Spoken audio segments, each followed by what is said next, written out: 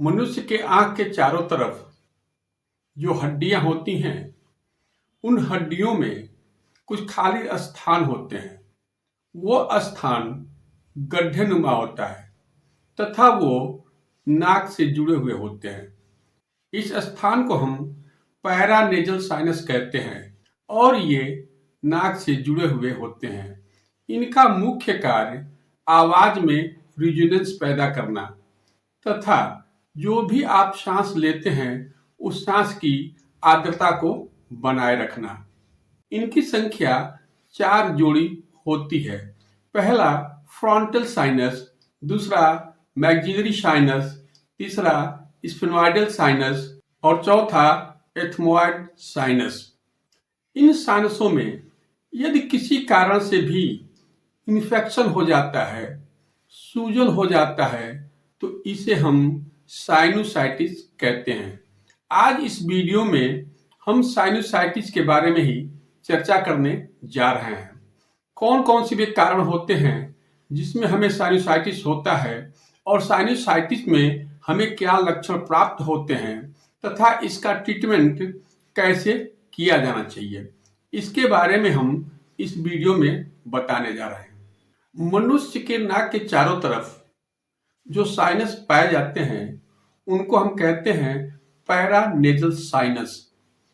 जब भी इन साइनस में किसी भी तरह का इन्फेक्शन होता है तो इनमें सूजन आ जाता है, जिसको हम कहते हैं साइनोसाइटिस।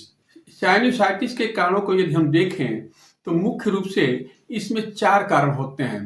पहला कारण इन्फेक्शन।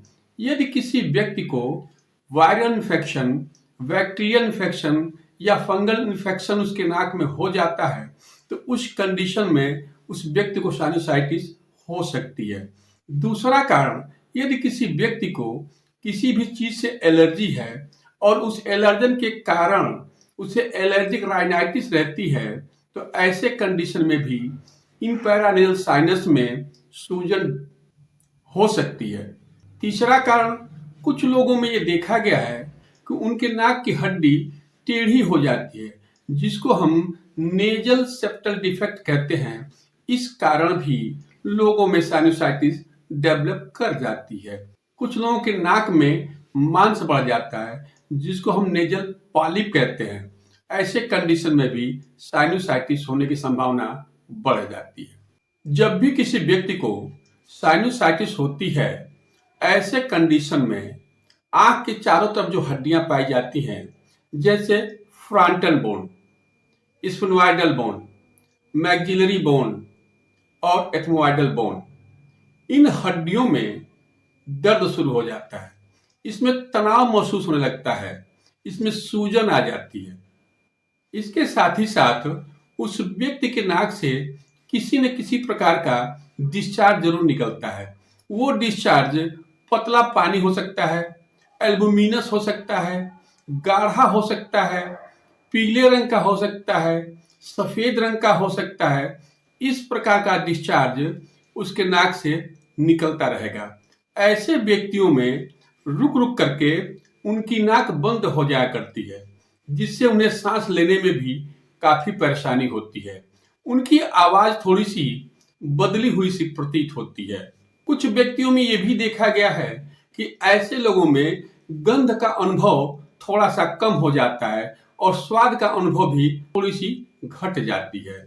इस प्रकार के सिम्टम्स हमें साइनोसाइटिस में मिलते हैं। यदि एक्यूट साइनोसाइटिस है तो ऐसे कंडीशन में जो भी डिस्चार्ज होते हैं नाक से वो पतले होते हैं तथा उस व्यक्ति को काफी तेज बुखार भी हो सकता है। बुखार का होना इस बात पर निर्भर करता है कि ये साइनोसाइटिस इन्फेक्शन के कारण है या किसी अन्य कारण से है। जब किसी व्यक्ति की इम्यूनिटी काफी कम होती है, ऐसे व्यक्तियों में ये साइनोसाइटिस लंबे समय तक परसिस्ट करने लगता है, जिसको हम क्रॉनिक साइनोसाइटिस कहते हैं। क्रॉनिक साइनोसाइटिस के केस में नाक से निकलने वाला डिस्चार्ज अक्सर गाढ़ा हो जाता है और ये पीले कलर का होता है। इस प्रकार के सिम्टम हमें साइनोसाइटिस में प्राप्त होते हैं। साइनोसाइटिस के ट्रीटमेंट के लिए मैं आपको कुछ दवाएं बताने जा रहा हूं, लेकिन इसका मतलब ये नहीं कि होम्योपैथ में साइनोसाइटिस के ट्रीटमेंट में मात्र यही दवाएं काम करती हैं। बहुत सी ऐसी दवाएं हैं जिनका प्रयोग हम साइनोसाइटिस में करते हैं, लेकिन आज मैं आपको उन दवाओं के बारे में बताने जा रहा हूं जो अधिकतर केस को ठीक कर देती हैं। ट्रीटमेंट पॉइंट ऑफ व्यू से हम इस बीमारी को 3 भागों में डिवाइड कर रहे हैं। पहला, एक्यूट साइनोसाइटिस।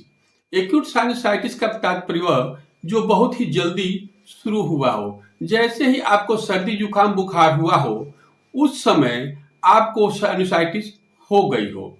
इसमें डिस्चार्ज मूल रूप से पतले ही होते हैं।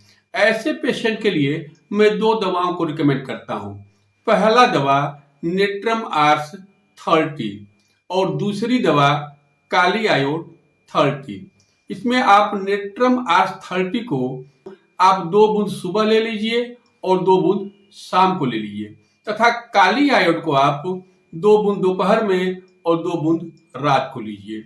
इस दवा को आप लगभग 1 सप्ताह तक प्रयोग करें। क्योंकि एक्यूट कंडीशन का है साइनोसाइटिस, तो इन दवाओं से ही 99% लोगों का एक्यूट साइनोसाइटिस ठीक हो जाता है। लेकिन यदि साइनोसाइटिस का कारण नेजल पॉलिप है, ऐसे कंडीशन में हम 2 दूसरी दवाओं का प्रयोग करते हैं। पहली दवा सेंगुनेरिया और दूसरी दवा ट्यूक्रियम। इन दोनों दवाओं को 2-200 पोटेंसी में लेते हैं और सेंगुनेरिया को 2 बूंद सुबह लेते हैं तथा ट्यूक्रियम को 2 बूंद शाम को लेते हैं। इस दवा को लंबे समय तक प्रयोग करना पड़ता है और तब जाकर के आपका नेजल पॉलिप ठीक होता है। और जैसे ही नेजल पॉलिप ठीक होता है, आपका साइनोसाइटिस भी ठीक हो जाया करता है। तीसरा ग्रुप क्रॉनिक साइनोसाइटिस।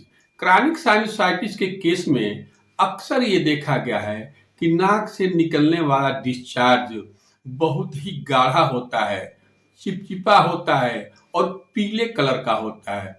ऐसे पेशेंट के लिए हम 2 दवाओं को रिकमेंड करते हैं। पहली दवा कालीबाइक्रोमिकम। कालीबाइक्रोमिकम की 200 पोटेंसी की दवा लेकर के इस दवा को 2 बूंद सुबह और 2 बूंद शाम को प्रयोग करना चाहिए।